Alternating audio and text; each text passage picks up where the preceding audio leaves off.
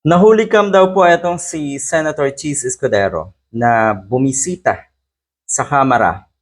Ito yun, natamemi daw itong si Senator Cheese Escudero at walang maisip na palusot kung bakit bumisita daw siya sa isang staff ng BICAM at kinakamusta.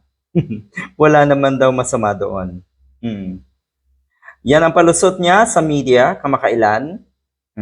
Holiday daw nung pumunta itong si Cheese Escudero sa House of Representatives. Ito ba ay may kinalaman doon nga daw sa insertion na yon?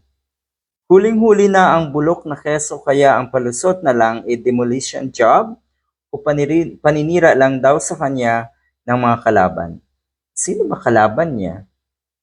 May kalaban ka ba, Senator Cheese Escudero, o kalaban mo ang sarili mo? Kasi ganito yun dalawa yun Ikaw kasi na nagmamalinis, pero ang totoo ay kahayupan at kademonyuhan ang nasa kalooban mo.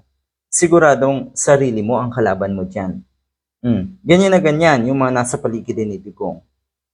What is worse is that minaliit nga daw na si Cheese Escudero ang 142 billion insertion niya. Kasi daw ang total na insertions ay umabot ng 600 billion. At yun daw ay 2% lang daw ng total budget, yung 142 billion na yan. Anyway, ito yon.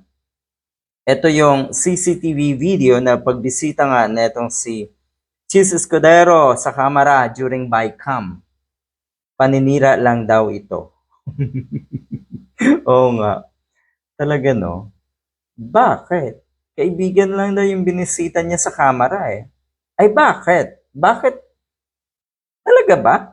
Hirap nga kayong mag-convince dyan sa, sabihin na natin, matagal na to, hirap nga kayong mag-convene, 'di ba, sa Senado. Pero may oras ka talaga para bumisita sa isang kaibigan. Pwede ka naman kasing bumisita sana sa bahay nung kaibigan mo na yan. Pwede sana na bumisita ka rin or magkita kayo outside at doon nga kayo magkamustahan. Pero yung sa kamera ka mismo bibisita, mukhang may hindi magandang nangyari, 'di ba? Mukhang merong kontsabahan na nangyari. So ayan, kitang-kita daw sa CCTV. Ito po yung CCTV footage na nilabas ng media. Good luck sa iyo,